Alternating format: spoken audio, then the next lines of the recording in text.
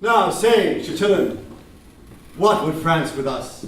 Thus, after greeting, speaks the King of France, in my behavior to the majesty, the borrowed majesty of England here. Getting borrowed majesty. Silence, good mother, hear the embassy. Philip of France, in right and true behalf of thy deceased brother Geoffrey's son, Arthur Plantagenet, lays most lawful claim to this fair island and the territories. To Ireland, Poitiers, Anjou, Touraine, Maine, desiring thee to lay aside the sword which sways usurpingly these civil titles, and put the same into young Arthur's hand, thy nephew and right royal sovereign. What follows if we disallow of this? The proud control of fierce and bloody war, to enforce these rights so forcibly withheld. Here have we blood for blood, war for war, and controlment for control. So answer, France. Then take my king's defiance from my mouth, the farthest limit of my embassy. Bear mine to him, and so depart in peace. Be thou as lightning in the eyes of France, for ere thou canst report I will be there. The thunder of my cannon shall be heard. So hence, be thou the trumpet of our wrath, and sullen presage of your own decay. An honorable conduct let him have, or to look to it. What now, my son? Have I not ever said that ambitious Constance would not cease till she had kindled France and all the world upon the right and party of her son? This might have been prevented with very easy arguments of love, which now the manage of two kingdoms must with fearful bloody issue arbitrate. Our strong possession and our right for us. Your strong possession much more than your right, or else it must go wrong with you and me. My liege, here is the strangest controversy come from the country to be judged by you that e'er I heard. Shall I produce the men? Let them approach. Our abbeys and our priory shall pay this expedition's charge. What men are you? Your faithful subject, I, and eldest son, as I suppose, to Robert Falconbridge, a soldier by the honor-giving hand of Coeur de Lion, knighted in the field. And what art thou? The son and heir to that same Falconbridge. Art thou the elder, and art thou the heir? My gracious liege, when that my father lived, your brother did employ my father much. Well, sir, by this you cannot get my land. Your tale must be how he employed my mother. He hath a trick of Coeur de Lion's face. Do you not mark some tokens of my son in the large composition of this man?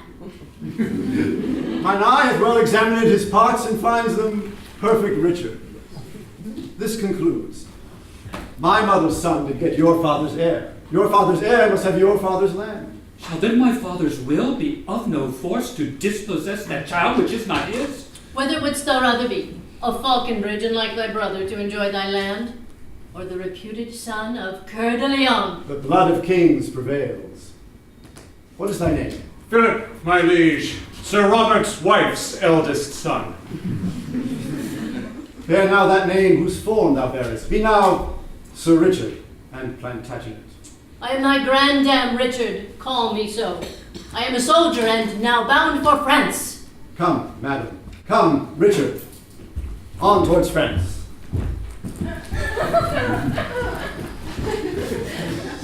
A foot of honor better than I was, and many a foot of land the worst. And now can I make any Joan a lady, for he is but a bastard to the time, but doth not smack of opportunity. And though I will not practice to deceive, yet to avoid deceit I will intend to learn, for it shall strew the footsteps of my rising.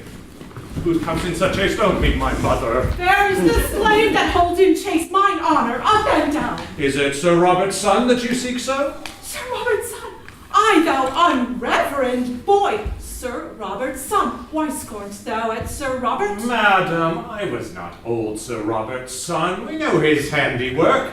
Therefore, good mother, to whom am I beholding for these limbs? Sir Robert didn't help to make this leg. What means this scorn, thou most untoward knave? Knight, good mother. Now, Sir Richard. Then, good my mother, let me know my father. Hast thou denied thyself a Falconbridge? As faithfully as I deny the devil. Oh.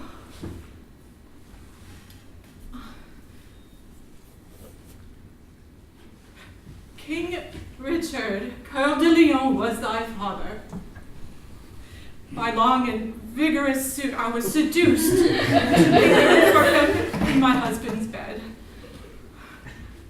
Heaven, lay not my transgression to my charge, that art the issue of my dear offense, which was so strongly urged past my defense. Now by this light, were I to get again, madam, I would not wish a better father. Who lives and dares but say thou didst not well when I was got, I'll send his soul to hell. Come, lady, I'll show thee to my kin. And they shall say, when Richard me begot, if thou had said him nay, it had been sin. Who says it was, he liest. I say 'twas not.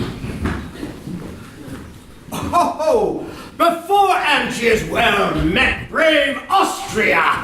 Arthur, that noble form of thy blood. Richard, that brought the line of his heart and fought the holy wars in Palestine, by this brave duke came early to his grave. And for amends to his posterity, now spreads his colours he in thy behalf, and to rebuke the usurpation of thy unnatural uncle, English John. God shall forgive you Coeur de Lion's death, the rather that you give his offspring life, shadowing their right under your wings of war. Upon thy cheek lay I this zealous kiss. Wait, what? To this indenture of my love, that to my home I will no more return till Angers, and the right thou hast in France, as well as that pale, that white-faced shore, whose foot spurns back the roaring ocean's tides, and coops from other lands her islanders, until that utmost corner of the west salute thee for her king. Oh, take his mother's thanks, a widow's thanks, till your strong hand shall help to give him strength to make a more requital to your love. Well then, to work. Our cannon will be bent against the brows of this resisting town. We'll bathe the marketplace in Frenchman's blood, but we will make it subject to this boy. Stay for an answer to your embassy. My lord Chatillon may from England bring that right in peace, which here we urge in war. What England says, say briefly, gentle lord. England, impatient at your just demands, hath put himself in arms. His marches are expedient to this town. With him along is come the mother queen, of fury stirring him to blood and strife. With her niece, the Lady Blanche of Spain. With them a bastard of the king's deceased, and all the unsettled humors of the land. Rash, inconsiderate, fiery voluntaries, with ladies' faces and fierce dragons' spleens. The interruption of their churlish drums cuts off more circumstance.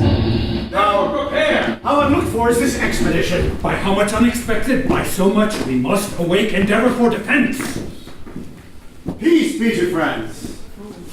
If France in peace permit our just and lineal entrance to our own, if not, bleed France, while we, God's wrathful agents, do correct their proud intent. Peace be to England, England that we love. But thou from loving England art so far that thou hast underwrought her natural king, and rent the maiden virtue of the crown. By heaven's warrant I impeach thy wrong, and by heaven's right I mean to chastise it. Alack, thou dost usurp authority.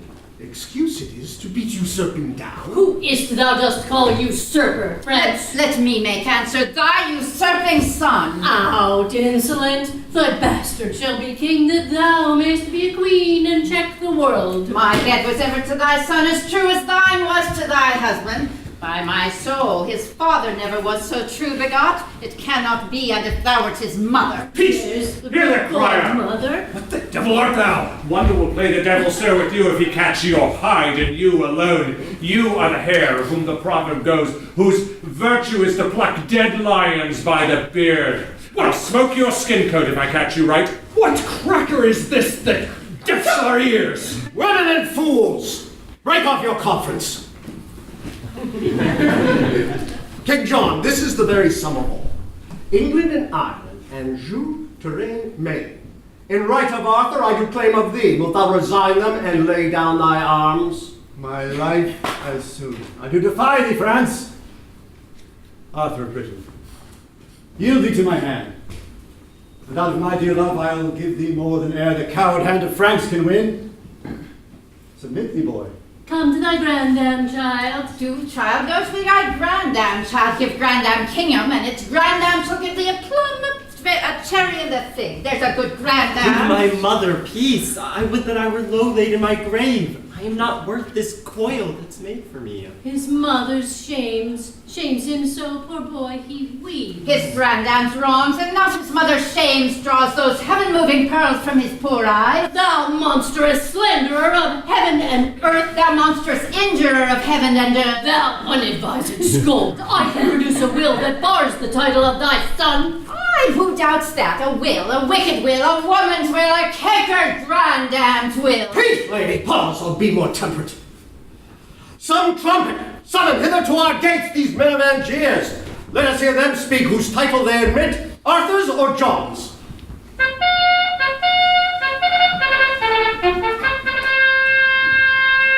Who is it that hath called us to this place? 'Tis France for England, England for itself. You men of Angiers and my loving subjects, you loving men of Angiers and Arthur's subjects, our trumpet called you to this gentleman for our advantage. Therefore hear us first. These flags of France that are advanced here have hitherto marched to your endamagement.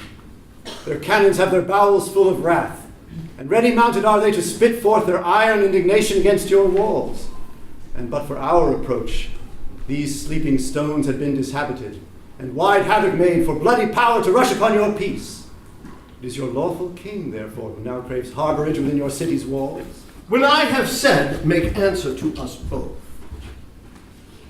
Lo, in this right hand, whose protection is most divinely vowed, upon the right of him it holds, stands young Plantagenet, son to the elder brother of this man, and king o'er him, and all that he enjoys. For this downtrodden equity, we tread in warlike march these greens before your town.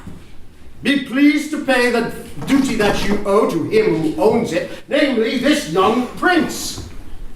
Then tell us, shall your city call us lord in that behalf which we have challenged it? Or shall we give the signal to our rage and stalk in blood to our possession? In brief, we are the King of England's subjects. From him and in his right we hold this town. Acknowledge then the king and let me in. That can we not. But he who proves the king, to him will we prove loyal. Till that time we have rammed up our gates against the world. Does not the crown of England prove the king? And if not that, I bring you witnesses. Twice 15,000 hearts of England's breed. Bastards and else. To verify our title with their lives. As many as well-born bloods as those. Some bastards too. Stand in his face to contradict his claim. Till you compound whose right is worthiest, we, for the worthiest, hold the right from both. Then God forgive the sin of all those souls that to their everlasting residence before the dew of evening fall shall fleet in dreadful trial of our kingdom's king. Amen, amen. Mount, chevaliers, to arms! By St. George that swings the devil, now teach us some fence. Ah, sirrah, were I now in your den with your lioness, I'd set a ox head to your lion's hide to make a monster of you. Thou darest not say so, villain, for thy life. Oh, tremble, for you hear the lion roar. Up higher to the plain, where we'll set forth in best appointments all our regiments. It shall be so, and at the other hill, stand all our own, God and our right!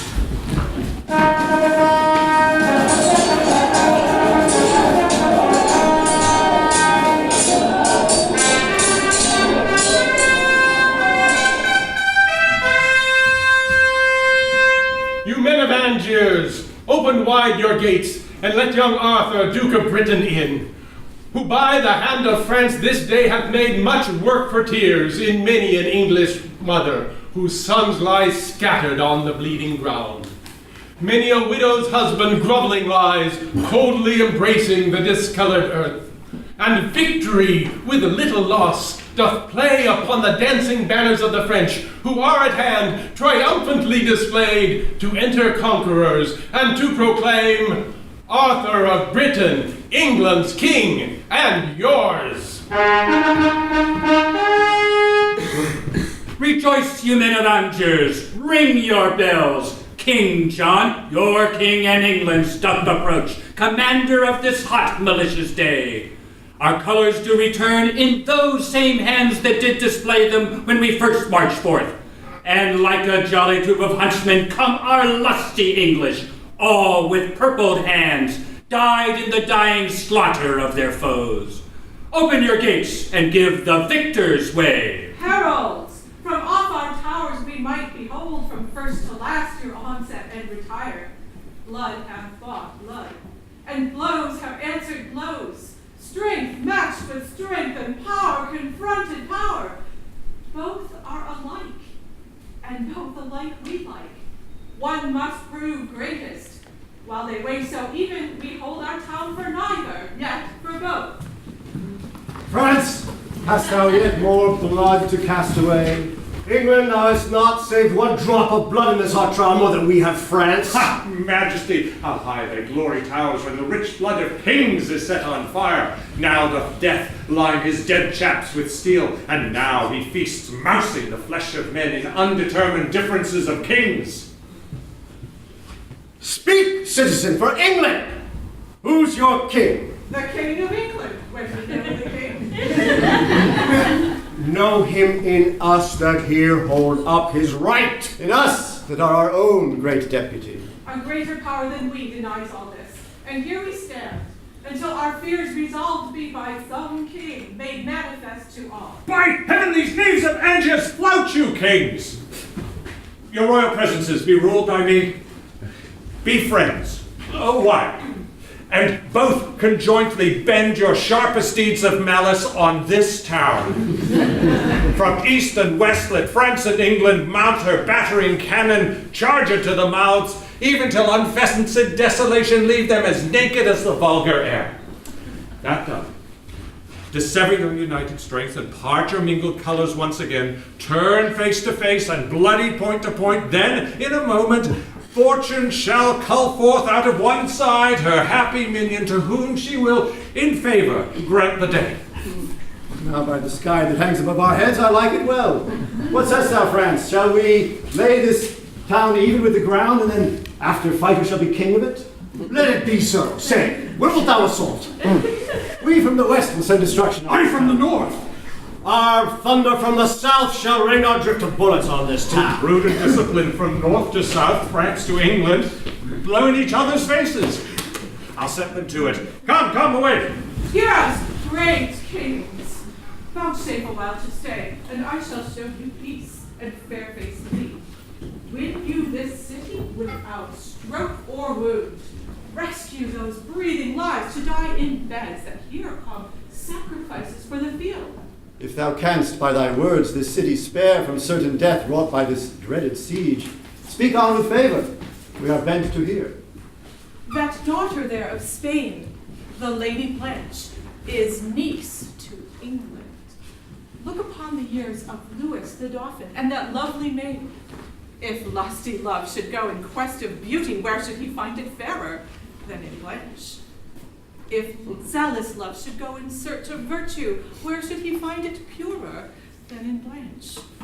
If love ambitious sought a match of birth, whose veins bound richer blood than Lady Blanche? Such as she is in beauty, virtue, birth, is the young Dauphin every way complete. He is the half part of a finished man, left to be finished by such as she, and she a fair, divided excellence, whose fullness of perfection lies in him.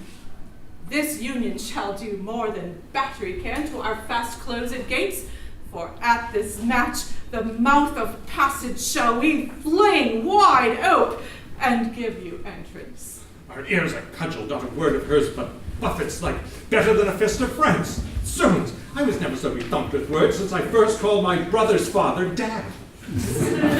Son, list to this conjunction, make this match, for with this knot thou shalt so surely tie thy now unsure assurance to the crown, that yon green boy shall have no son to ripe the bloom that promiseth a mighty fruit. Why answer not the double majesties this friendly treaty of our town? Speak England first, that hath been forward first to speak unto this town. If What that be so say there, you? thy princely son can in this book of beauty read, I love. Her dowry shall weigh equal with the queen. For Anjou and fair Turin, Maine, Poitiers, and all this side the sea we hold liable to our crown and dignity, shall gild her bridal bed, and make her rich in titles, honors, and promotions, as she, in beauty, education, blood, holds hand with any princess of the world. What sayest thou, boy? Look in the lady's face. I do, my lord. In her eye I see a wonder, or a wondrous miracle. The shadow of myself formed in her eye, which, being but the shadow of your sun, becomes a sun and makes your sun a shadow. I do protest, I did never love myself, till now in fixed I behold myself drawn in the flattering table of her eye. Drawn in the flattering table of her eye, hanged in the frowning wrinkle of her brow. My uncle's will in this respect is mine. If he see aught in you that makes him like, I can with ease translate it to my will. Further, I will not flatter you, my lord, that all I see in you is worthy love. Though surely, nothing do I see in you that I can find should merit any hate. If thou be pleased withal, command thy son and daughter to join hands. It likes us well. Young princes, close your hands. And your lips? I'm well assured that I did so when I was first assured.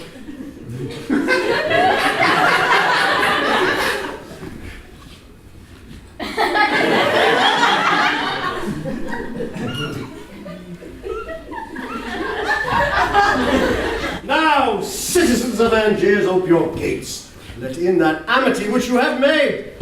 For at St. Mary's Chapel presently, the rites of marriage shall be solemnized. But how shall we assuage young Arthur's claim? For by my faith this league that we have made will do his mother's sadness little cure.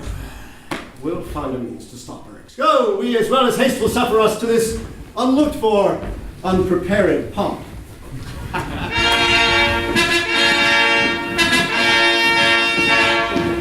Mad world, mad kings, mad composition. John, to stop Arthur's title in the whole, hath willingly departed with a part, and France, whose armour conscience buckled on as God's own soldier, is rounded in the ear with that same purpose changer, that sly devil, that broker that yet breaks the hates of faith, that smooth-faced gentleman tickling commodity. Commodity, the bias of the world who of itself is weighted well, able to run even on even ground till this advantage, this vile drawing bias, makes it depart from all direction. And this same bias, this commodity, clapped on the outward eye of fickle France, hath drawn him from his own determined aid, from a resolved and valiant peace, war, to a most base and vile purpose, peace. And why rail I on this commodity? But for because he hath not wooed me yet, and my hand is unattempted, yet like a poor beggar raileth on the rich. Well, as I am a beggar, I will rail and say there is no sin but to be rich. And being rich, my virtue then shall be to say there is no vice but beggary. If kings break faith upon commodity, gain be my lord, for I will worship thee. Gone to be married? Gone to swear a peace? False blood to false blood joined. Gone to be friends? Shall Louis have Blanche and Blanche those provinces? It is not so. Thou hast misspoke, misheard. Be well advised, tell o'er thy tale again. It cannot be. Thou dost but say 'tis so. I have a king's oath to the contrary. Thou shalt be punished for thus frighting me, a widow, husbandless, subject to fears. What dost thou mean by shaking of thy head? Why dost thou look so sadly on my son?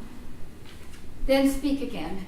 Not all thy former tale, but this one word, whether thy tale be true. As true as I believe you think it false.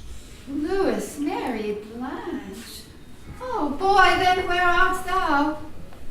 France, friend with England. What becomes of me? Fellow, be gone, I cannot brook thy sight. This news hath made thee a most ugly man. What other harm have I, good lady, done, bespoke the harm that is by others done? I do beseech you, madam, be content. If thou that bidst me be content wert grim, full of unpleasing blots and sightless stains, lame, foolish, crooked, swart, prodigious, patched with foul moles and eye-offending marks, I would not care. I then would be content, for then I should not love thee. Nay, nor thou become thy great birth, nor deserve a crown. But thou art fair, and at thy birth, dear boy, nature and fortune joined to make thee great. France is a bawd to fortune and King John, that strumpet fortune, that usurping John. Tell me, thou fellow, is not France forsworn? Envenom him with words and get thee gone. He comes himself, dear lady, for thy peace. I will instruct my sorrows to be proud, for grief is proud and bids its owner stoop. Here is my throne. Bid kings come bow to it. 'Tis true, fair daughter. And this blessed day ever in France shall be kept festival. The yearly course that brings this day never shall see it but a holiday. A wicked day and not a holy day. Nay, rather turn this day out of the week, this day of shame, oppression, perjury. Or if it must stand still, let wives with child pray that their burdens may not fall this day, lest that their hopes prodigiously be crossed. This day all things begun shall come to ill end. By heaven, lady, you have no cause to curse the fair proceedings of this day. Have I not pawned to you my majesty? You have beguiled me with a counterfeit resembling majesty. You are forsworn. You came in arms to spill enemy blood, and now in arms you strengthen it with yours. Arm, you heavens, against these perjured kings. Be husband to me, God, set armed discord twixt these perjured kings. And thou, disloyal Austria, dost shame the cause to which thou art so nobly sworn. Thou wear a lion's hide, doff it for shame, and hang a casket on those recreant limbs. Oh, that a man should speak those words to me. And hang a calfskin on those recreant limbs. Not say so, villain, for thy life. And hang a calfskin on those recreant limbs. That's enough of that. We do not like this.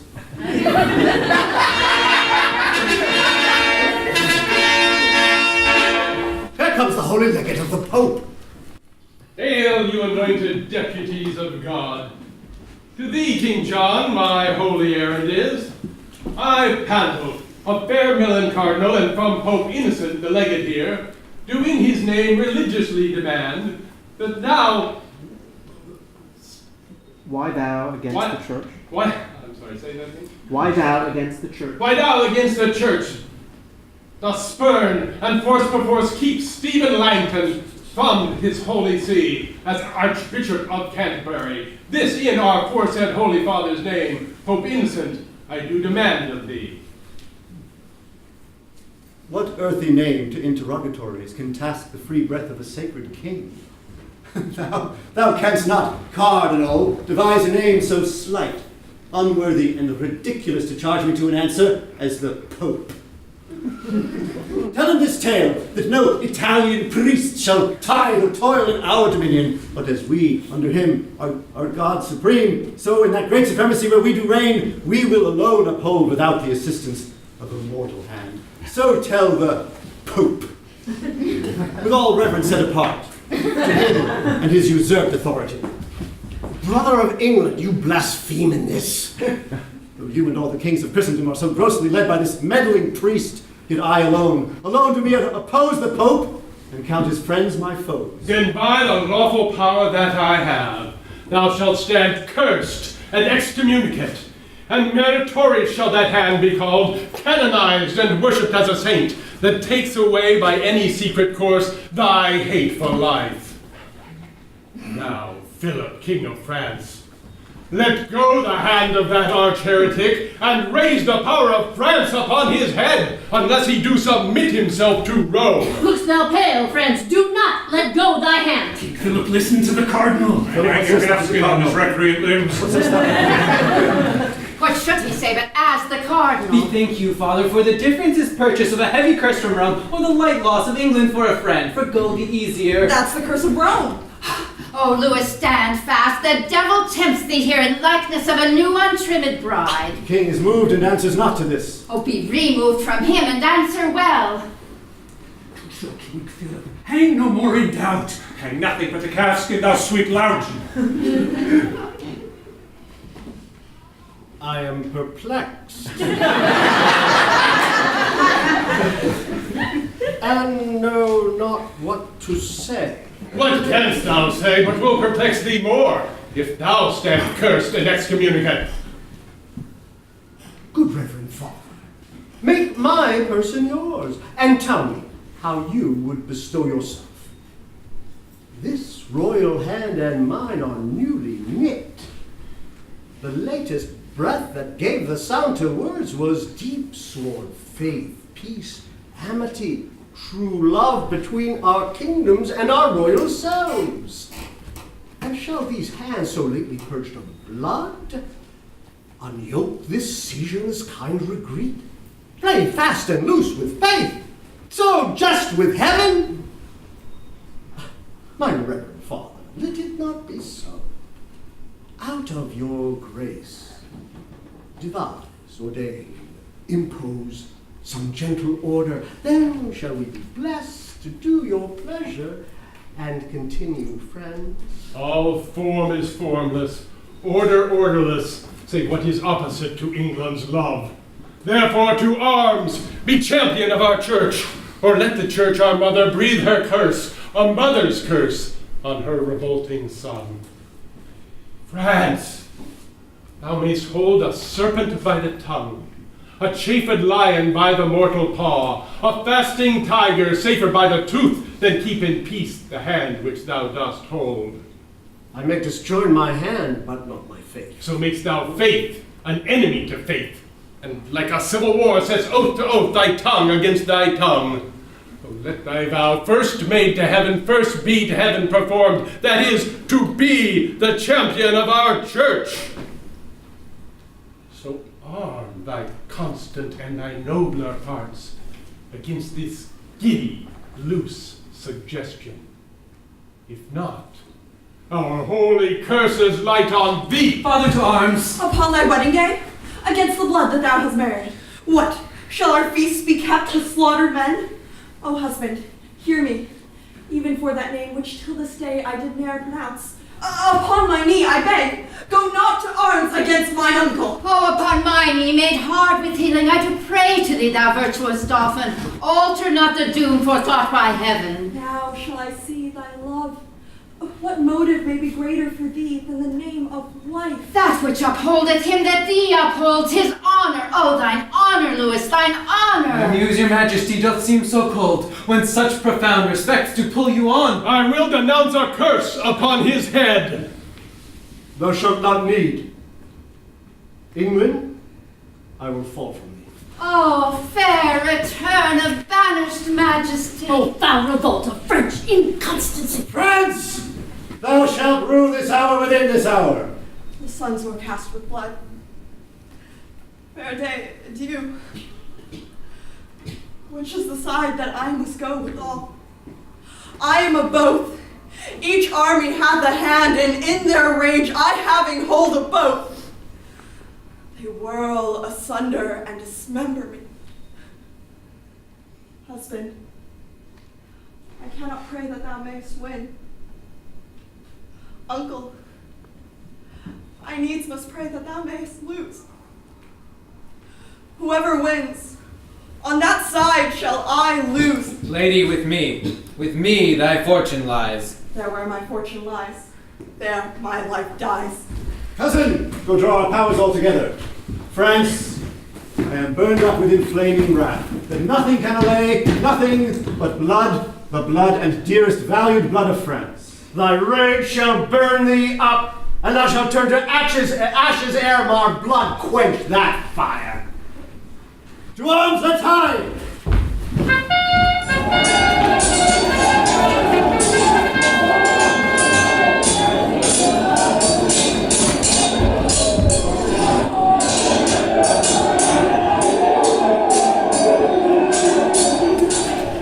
Austria's head lies there, my liege. The day is ours. So shall it be. Your grace shall stay in France to fortify our cause. Cousin, look not sad. Thy keeper loves thee, and thy uncle will as dear be to thee as thy father was. Oh, this will make my mother die with grief. For England, cousin, haste before, and ere our coming see thou shake the bags of hoarding abbots. Our fat roots of peace must now by the hungry be fed upon. Bell, book, and candle shall not drive me back when gold and silver becks me to come on. I leave your highness. Grandam, I will pray, if I ever remember to be holy, for your fair safety. So, I kiss your hand. Farewell, gentle cousin. Cause farewell. Come hither, little kinsman. Hark, a word. Come hither, Berta.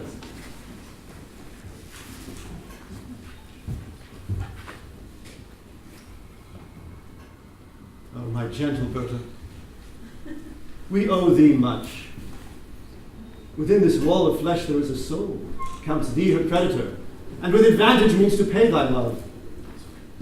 And, my dear friend, thy voluntary oath lives in this bosom, dearly cherishing. Give me thy hand. I had a thing to say, but I will fit it with some better time.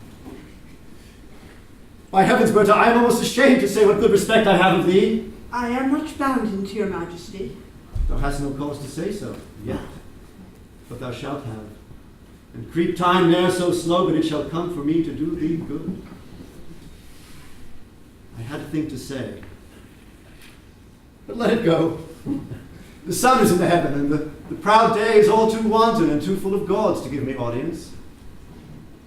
If the midnight bell did with his iron tongue and brazen mouth sound on into the drowsy ear of night, if this were a churchyard where we now sit, and thou possessed of 1,000 wrongs, or if that surly spirit melancholy had baked thy blood and make it run heavy, thick, which else runs tickling up and down the veins, making that idiot laughter strain men's eyes and strain their cheeks to idle merriment, passion hateful to my purposes, or if thou couldst see me without eyes, hear me without thine ears, and make reply without a tongue, using conceit alone, then, in despite of broad-eyed watchful day, I would into thy bosom pour my thoughts.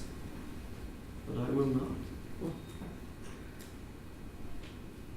Berta. Berta. Berta.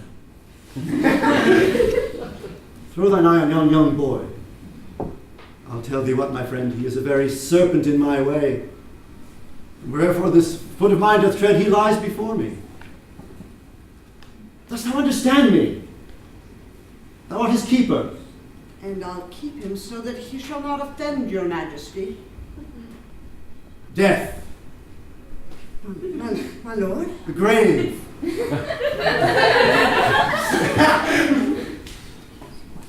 He shall not live. Enough. I could be merry now. Berta, I love thee. Well, I'll not say what I intend for thee. Remember, madam, fare you well. I'll send those powers over to your majesty. My blessing go with thee. Cousin, to France. Berta shall be your guard and attend on you with all true duty. On toward Calais. Hope.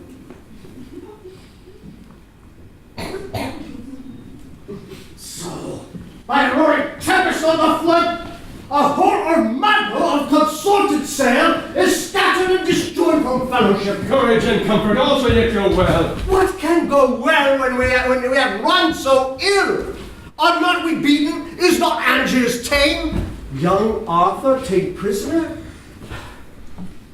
Divers dear friends slain, and bloody England unto England gone! But he hath one that hath he fortified. Oh, look who comes here, a grave unto a soul. Lo, now, see the issue of your peace. Patience, good lady, comfort, gentle Constance. I defy all counsel, all redress, but that which ends all counsel, true redress, death. Death. Oh, amiable, lovely death. Thou odoriferous stench, sound rottenness.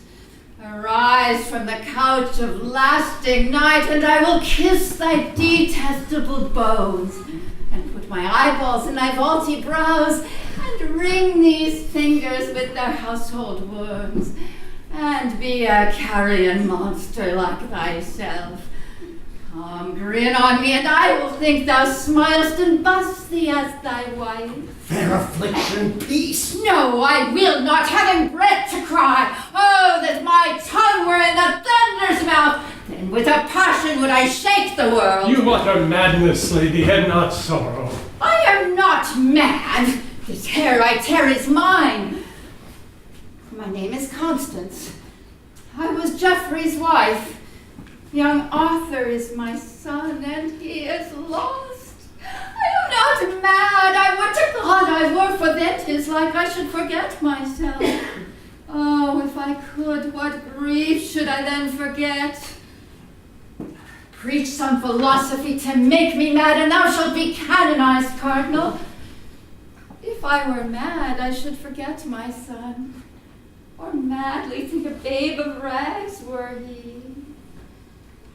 But, Father Cardinal, I have heard you say that we shall see and know our friends in heaven. If that be true, I shall see my boy again.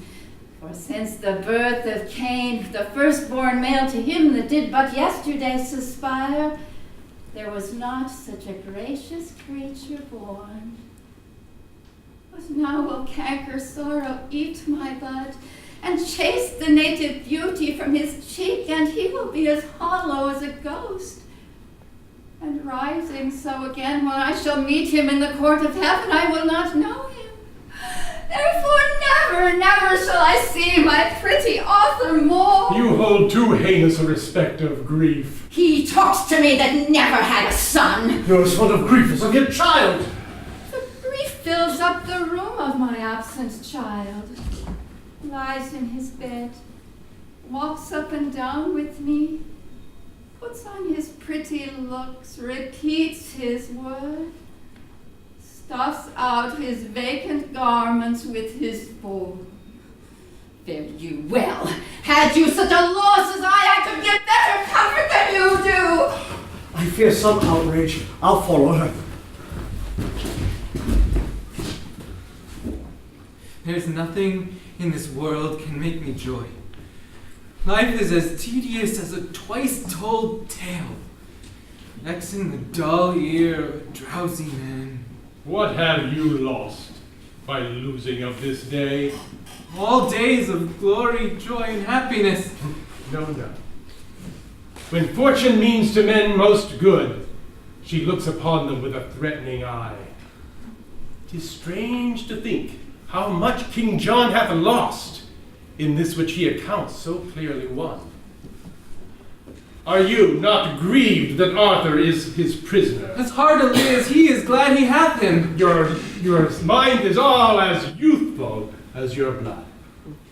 Now hear me speak with a prophetic spirit.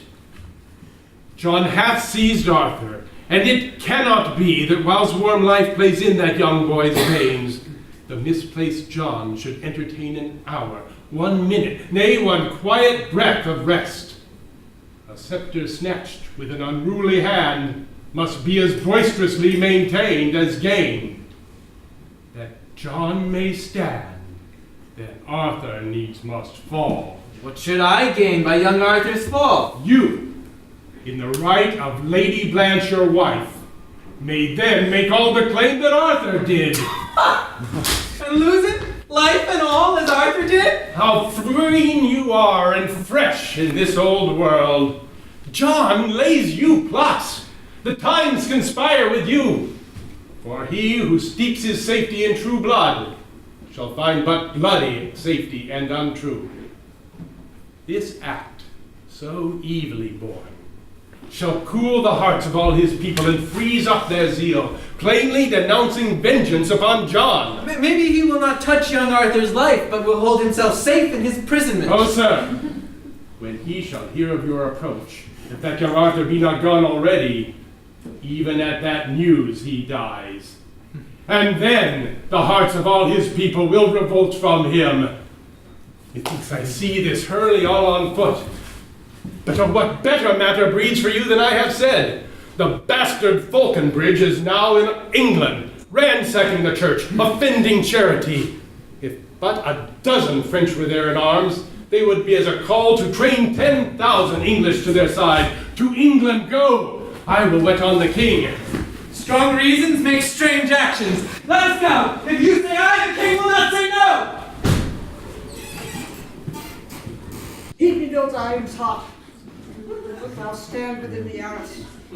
When I strike my foot upon the bosom of the ground, rush forth, and bind the boy, which you shall find with me, fast to the bench. Be heedful, hence, and watch. I hope your warrant will bear out the deed. Uncleanly scruples, fear not you. Lieutenant!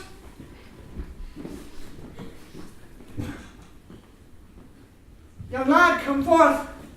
I have to say with you. Good morrow, Berta. Good morrow, little prince. A little prince indeed. But you are sad. Indeed, I have been merrier. Mercy on me. Methinks nobody should be sad but I. So I were out of prison and kept sheep. I should be merry as the day is long. And so I should be here, but that I doubt my uncle practices more harm to me. Is it my fault I was Geoffrey's son? No, indeed. It was not. And I would to God I were your son, Berta, so you would love me. If I talk to him with his innocent prate, he will awake my mercy. It lies dead. Therefore I will be sudden and dispatch. Are you sick, Berta? You look pale today. In sooth, I would you were a little sick, so I might sit all night and watch with you. I warrant I love you more than you do me. His words do take possession of my bosom.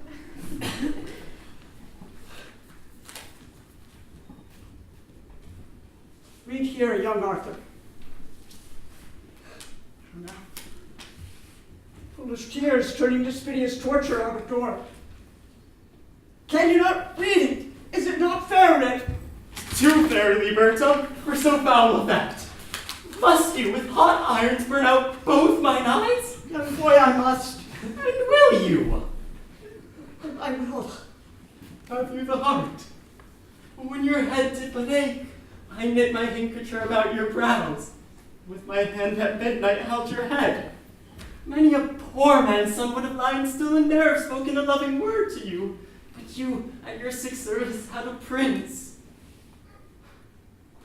If heaven be pleased that you must use me ill, why then you must. Will you put out mine eyes? These eyes that never have, nor never shall, so much as frown on you? I've sworn to do't, and with hot irons must I burn them out. None but in this iron age would do it.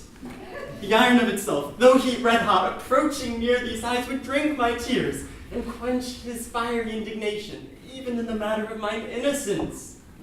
Should an angel have come to me, and told me Berta should put out mine eyes, I would not have believed him. No tongue but Berta's. Come forth! Do as I bid you do! Oh, no! Save me, Berta! Save me! My eyes are out, even with the rough looks of these bloody men! Bind him here! What needs you be so boisterous rough? I will not struggle, I will sit stone still. For God's sake, Berta, let me not be bound. Nay, hear me, Berta. Drive these men away, and I'll sit as quiet as a lamb. Thrust but these men away, and I'll forgive you whatever torment you do put me to. Come stand within! Let me alone with him. I'll best be done with such a deed. Alas, I then have took my friend away. Let him come back, that his compassion might give life to yours. Come, boy. Prepare yourself. Is there no remedy? None but to lose your eyes. God, that there was but a mote in yours, a grain, a dust, a gnat, a wandering hair, any annoyance in that precious sense. Then, feeling what small things there are boisterous, your vow intents must needs seem horrible. Is this your promise? Go to hold thy tongue. Let me not hold my tongue, Berta, let me not. Or Berta, if you will, cut out my tongue so I may keep mine eyes. Oh, spare mine eyes, Berta, though to no use, but still to look on you. Lo, by my troth, the instrument is cold and would not harm me. I can heat it, boy. In good sooth, no, the fire is dead with grief. There is no malice in this burning coal. But with my breath I can revive it, boy. And if you do, it will but blush and glow with shame at your proceedings, Berta. All things that you should use to do me harm deny their office. Only you do lack that mercy which fierce fire and iron extends.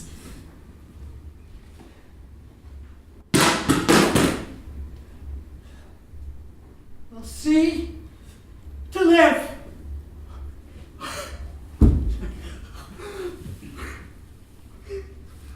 I will not touch thine eye for all the treasure that thine uncle owns. Oh, now you look like Berta. Peace no more.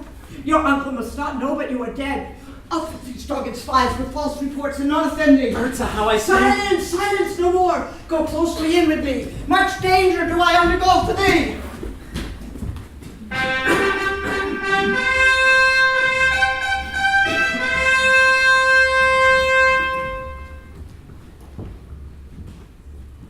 Here once again we sit, once again crowned, and looked on, I hope, with cheerful eye. This once again, that your highness pleased, was once superfluous. You were crowned before. Therefore, to be possessed with double pomp, to gild refined gold, to paint the lily, to seek the beauteous eye of heaven to garnish, is wasteful and ridiculous excess.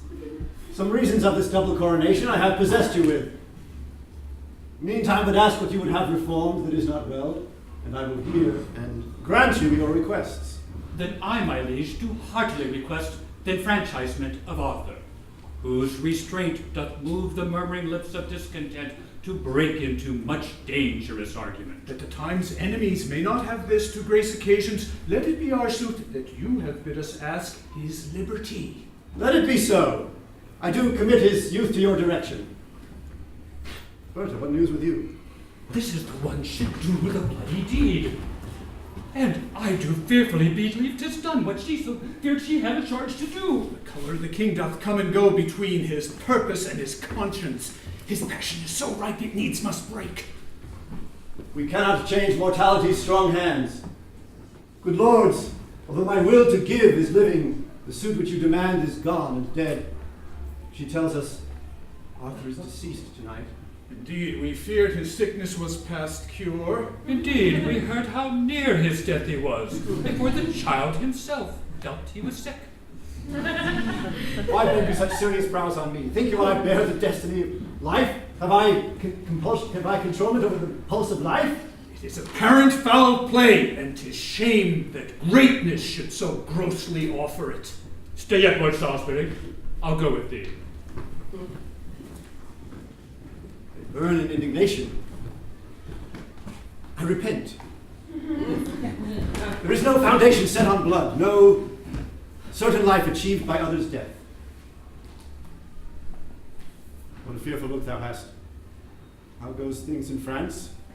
From France to England, never such a power for any foreign preparation was levied in the body of a land. The tidings come that they are all arrived. Where hath our intelligence been drunk? Where hath it slept? Where is my mother's care? That such a power should be drawn in France and she not hear of it? My lord, her ear is stopped with dust. The 1st of April died your noble mother.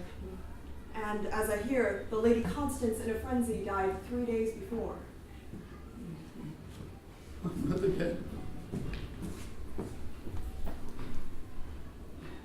How wildly goes the annoying state in France! Under whose charge came those powers of France? Under the Dauphin. Thou hast made me giddy with these ill tidings. How now? How goes the world to your proceedings? Do not seek to stuff my head with more ill news, for it is full. But if you be afeard to hear the worst, then let the worst unheard fall on your head. Bear with me, kinsman, for I was amazed under the tide, but now I breathe again above the flood and can give audience to any tongue, speak it of what it will. How I have sped among the clergymen, the sums I have collected shall attest. But as I travel hither through the land, I find the people strangely fantasied, possessed with rumors, full of idle dreams, not knowing what they fear, but full of fear.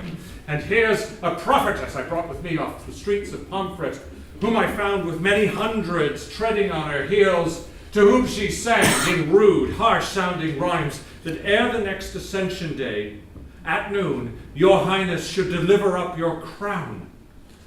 Wherefore didst thou so, thou idle dreamer? For knowing that the truth shall fall out so. Away with her. Imprison her.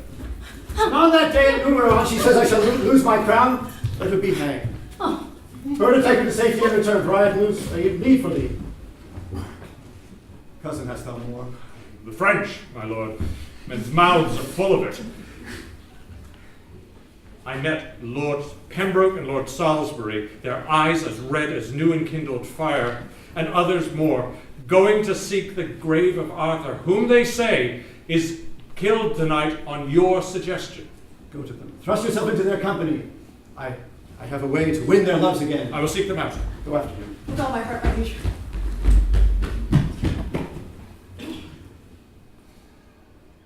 My mother dead? My lord, they say 5 moons were seen tonight, 4 fixed, and the 5th did whirl about the other 4 in wondrous motion. 5 moons? Old men and beldams in the street do prophesy upon it dangerously. Young Arthur's death is common in their mouths, and when they talk of him, they shake their heads and whisper one another in the ear.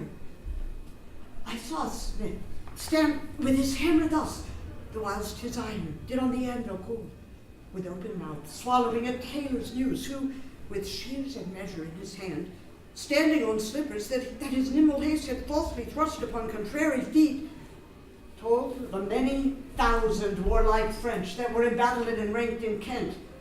Meanwhile, another lean, unwashed artificer cuts off his tail, and talks of Arthur's death. Why seekst thou to possess me with these fears? Why urgest thou so oft young Arthur's death?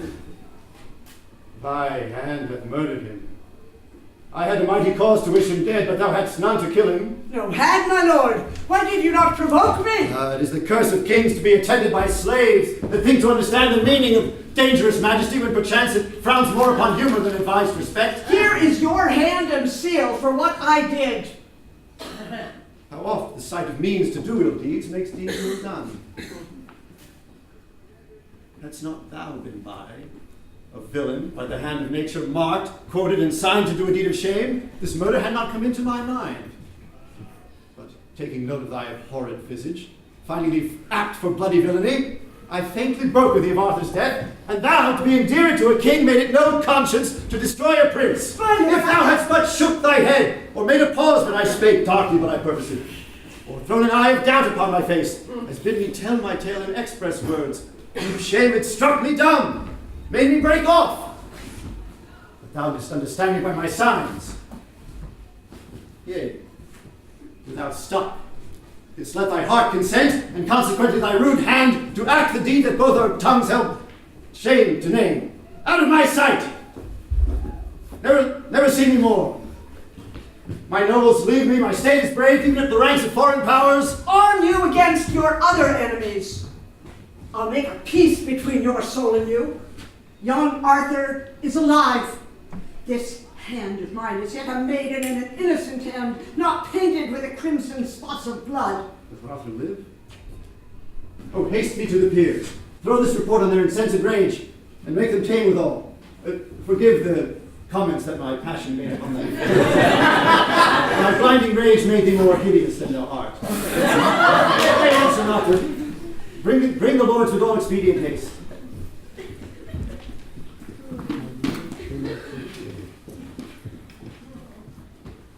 The wall is high, and yet will I leap down. There's few or none do know me. If they did, the shipboy semblance hath disguised me quite. If I get down, and do not break my limbs, I'll have 1,000 shifts to get away. It's good to die and go, as die and stay. Oh, me! Oh, my uncle's spirits in these stones. Heaven take my soul into England. Oh, keep my bones. We'll meet the Dolphin in St. Edmundsbury. It is our safety, and we must embrace this gentle offer of the perilous time. Who brought that letter from the Cardinal? The Count Milan, a noble lord of France. Tomorrow morning, let us meet him then. Once more today well met, distempered lords. The king by me requests your presence straight. The king hath dispossessed himself of us. We will not line his thin bestained cloak with our pure honours, nor attend the foot that leaves the print of blood where'er it walks. Return and but he lies here. Oh, death made proud with pure and princely beauty. The earth had not a hold to hide this deed. Murder, as hating himself what he hath done, lays it open to urge on revenge. 'Tis a damned and a bloody work, the graceless act of a heavy hand.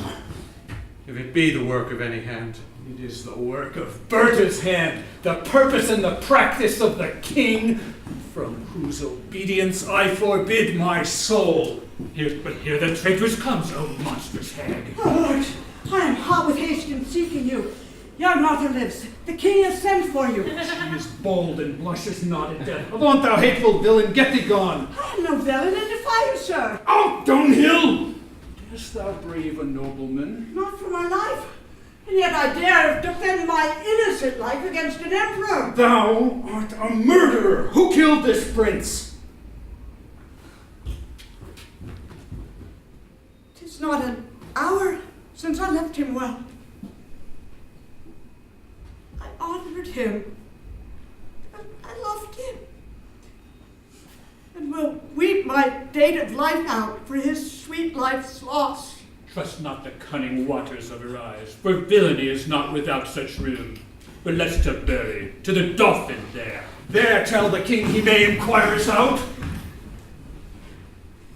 It is a good word. Didst thou know of this fair work? O Berta, if thou didst this deed of death, thou art more deep damned than Prince Lucifer. If thou didst but consent to this most cruel act, do but despair. And if thou wants a cord, the smallest thread that ever spider twisted from her womb will serve to strangle thee. A rush shall be a beam to hang thee on. And if thou wouldst drown thyself, put but a little water in a spoon, and it shall be as all an ocean enough to stifle such a villain up. I in act, consent, or sin of thought be guilty of the stealing that sweet breath. Let hell want pains enough to torture me. I left him well. I'll bear him in mine arms.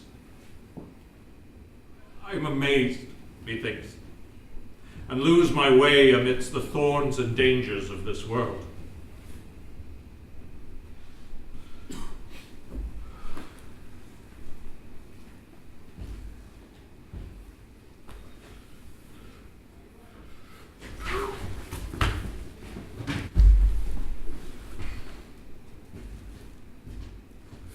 How easy do I take all England up.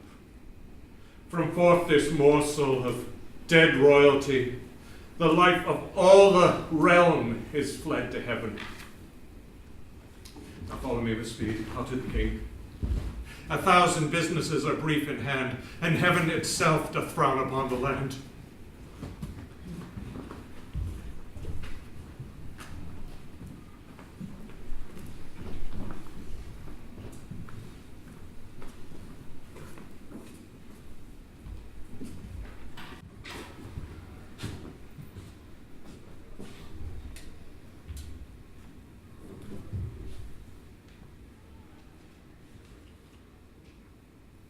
Thus have I yielded up the circle of my glory. Take again from this my hand as holding of the Pope, thy sovereign greatness and authority.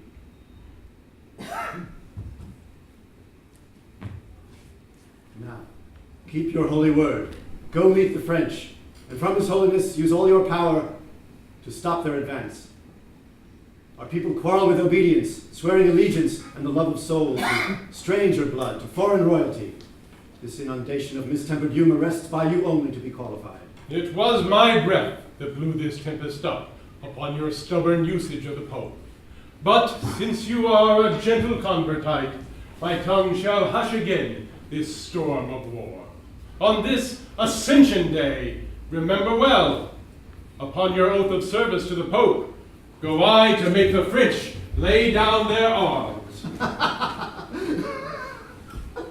Is this Ascension Day? Did not the prophetess say that on Ascension Day at noon my crown I should give off? I thought it was on constraint, but heaven be thanked it is but voluntary. All Kent hath yielded. Nothing there holds out but Dover Castle. London hath received, like a kind host, the Dauphin and his powers. Your nobles will not hear you, but are gone to offer service to your enemy. Would not they return when they heard that Arthur was alive? They found him, dead, and cast into the streets.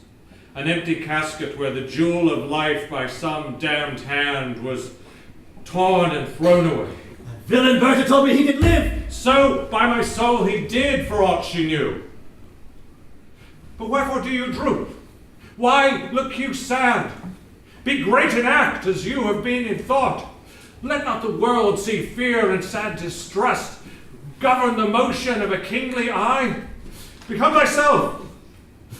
So shall inferior eyes that borrow their behavior from the great grow great by your example, and put on the fierce look of determination.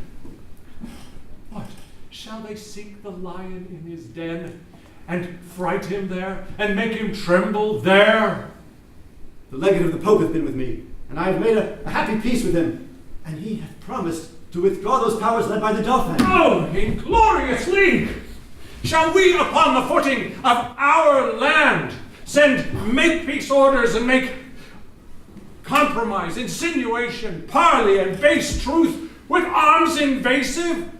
Shall a beardless boy, a cockered, silken wanton, brave our fields, and try his spirit in a warlike soil, and find no check? Let us, my liege, to arms! Perchance the cardinal cannot make your peace. Or if he do, let it at least be said they saw we had a purpose of defense. Have thou the ordering of this present time?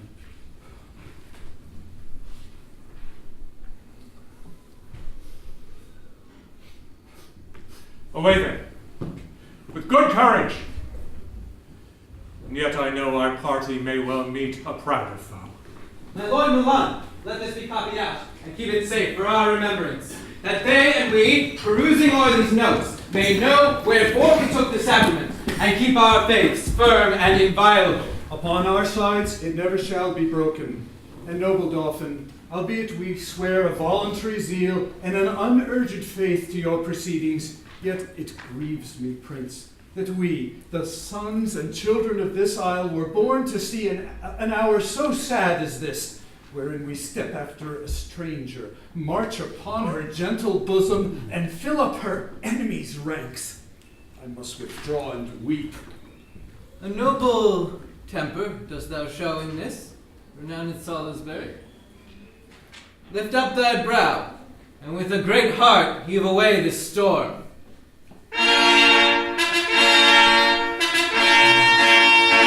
And even there, methinks an angel spake.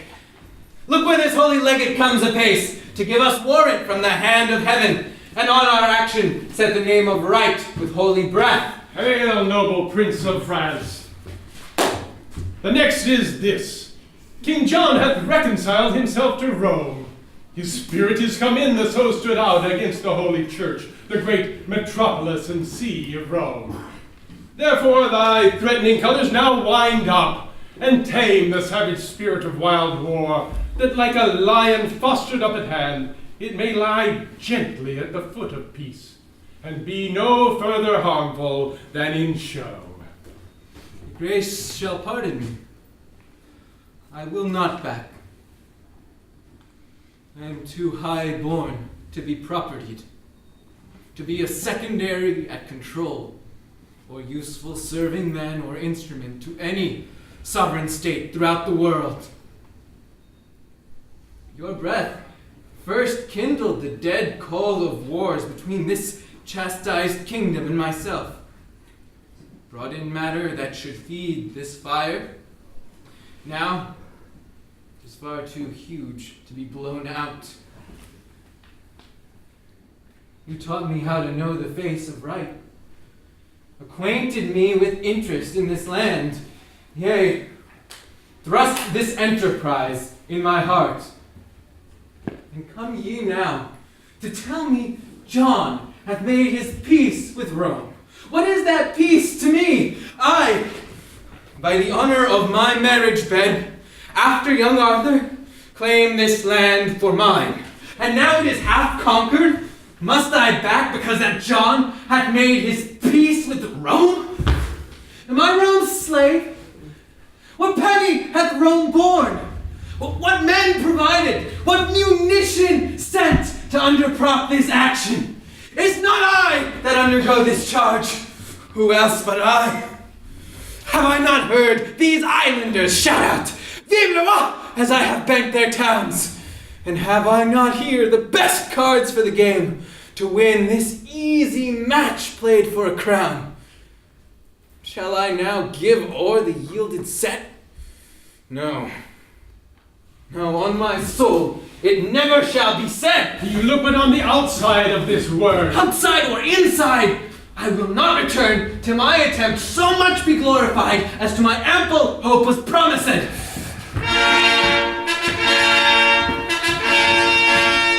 lusty trumpet to summon us. Let me have audience. I am sent to speak, my holy lord of Milan, from the king. I come to learn how you have dealt for him. The Dauphin is too willful opposite. He flatly says he'll not lay down his arms. The youth says well. Now hear our English king, for thus his royalty doth speak in me. This unhaired sauciness and boyish troops the king doth smile at, and he is well prepared to whip this dwarfish war and pygmy arms from out the circle of his territory. That hand that had the strength even at your door to cudgel you and make you take the hatch, to dive like buckets in concealed wells, thinking that voice an armed Englishman, shall that victorious hand be feebled, that had the strength at your chamber door to give you chastisement? No. No. The gallant monarch is in arms, and like an eagle o'er his eyrie towers to souse annoyance that comes near his nest. And you, degenerate, you ingrate revolts, you bloody Neros that rip the womb out of your good mother England, blush for shame. There end thy brave. We grant thou canst outscold us. We hold our time too precious to be spent with such a babbler. Give me leave. No, I will speak. We will attend to neither. Strike up the drums, and let the tongue of war plead for our interest now being here. There is a drum at hand already braced that shall reverberate all as loud as thine.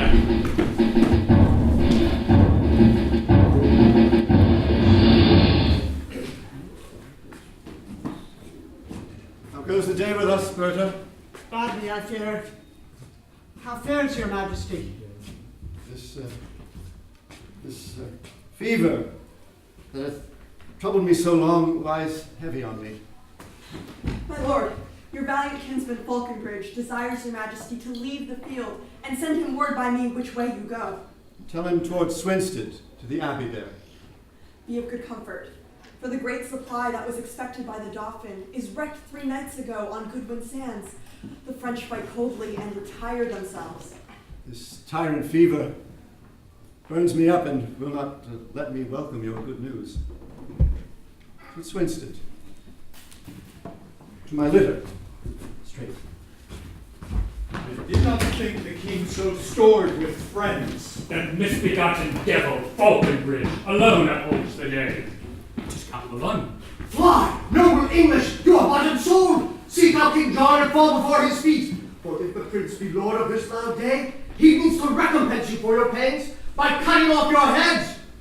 Thus have we sworn, even on that altar when we swore to you, dear amity and everlasting love. May this be possible? May this be true? I say it again, if Lewis do win the day, even this ill night your breathing shall expire, taking the fine of rage and treachery.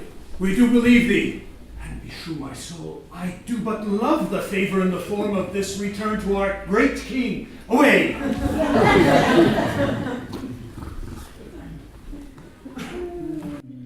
Who's there? A friend, whither goes thou?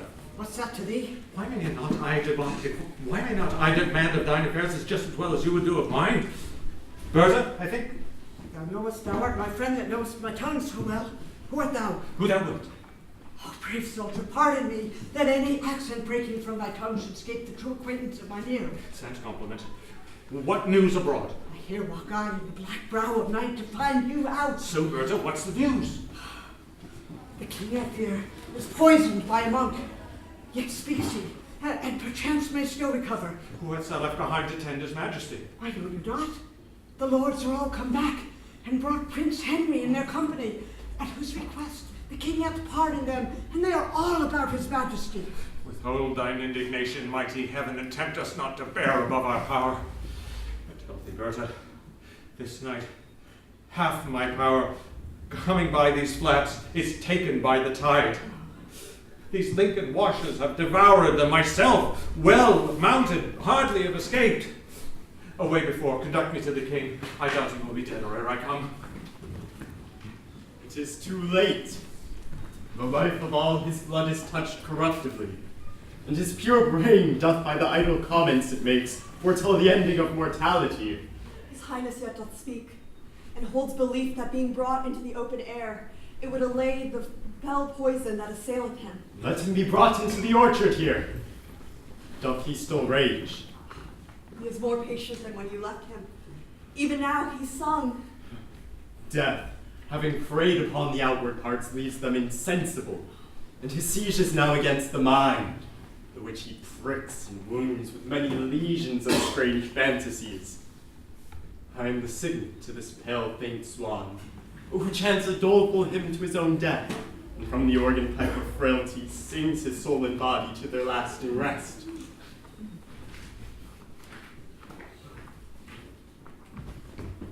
Aye. Marry now, my soul hath elbow room. It would not out at windows, nor at doors. There is so hot a summer in my bosom that all my bowels crumble up to dust. I am a scribbled form, drawn with a pen upon a parchment. And against this burning flame do I shrink up. How fares your majesty? Poison. Ill fare. Dead, forsook, cast off. And will none of you bid the winter come to thrust his icy fingers in my maw and comfort me with cold? I do not ask for much, I beg cold comfort. And thou art so straight and so unreasonable thou denies me that. But there is some virtue in these tears that might relieve you. The salt in them is hot. Within me is a hell, and there the poison is confined to tyrannize on unreprovable, condemned blood. I am scalded by my violent motion, and spleen of speed to see your majesty. I think thou art come to set mine eye. The tackle of my heart is cracked and burnt, and all the shrouds wherewith my life should sail are turned to one thread, one little hair. My poor heart hath but one string to stay it by, and that be till thy news be uttered, and then all thou seest is but a clod and module of confounded royalty. The Dauphin is preparing hitherward, where God he knows how we will answer him before. In a night, the best part of my force, as I on advantage did remove, wherein the washes all unwarily devoured by the unexpected flood. You speak these dead news in as dead an ear. My liege, my lord, but now a king, now thus. Art thou gone, sir? I do but stay behind to do the office for thee of revenge. And then my soul shall wait on thee to heaven as it on earth hath been thy servant still. Now, you stars that move in your right spheres, where be your powers? Show now your mended faiths, and instantly return with me again to push destruction and perpetual shame out the weak door of this fainting land. Straight shall we seek, or straight we shall be sought. The Dauphin is raging at our heels. Seems you know not then so much as we. The Cardinal Pandolf is within, who half an hour since came from the Dauphin and brings from him such news of our peace as we with honor and respect may take to lead this present war. He will rather do it when he sees ourselves well sinuate to our defense. And you, my noble prince, with other lords, must now wait on your father's funeral. At Worcester must his body be interred, for so he willed it. Thither be it then. And haply may your sweet self put on the lineal state and glory of this land, whom I, in all submission on my knee, bequeath to thee my faithful services. I have a kind soul that would give thanks, and knows not how to do it but with tears. Oh, let us pay the time but needful were, since it hath been beforehand with our griefs. This England never did, nor never shall, lie at the proud foot of a conqueror, but that at first it helped to wound itself. Now these our princes are come home again, come the three corners of the world in arms, and we will shock them. Naught shall make us rue, if England to itself do rest but true.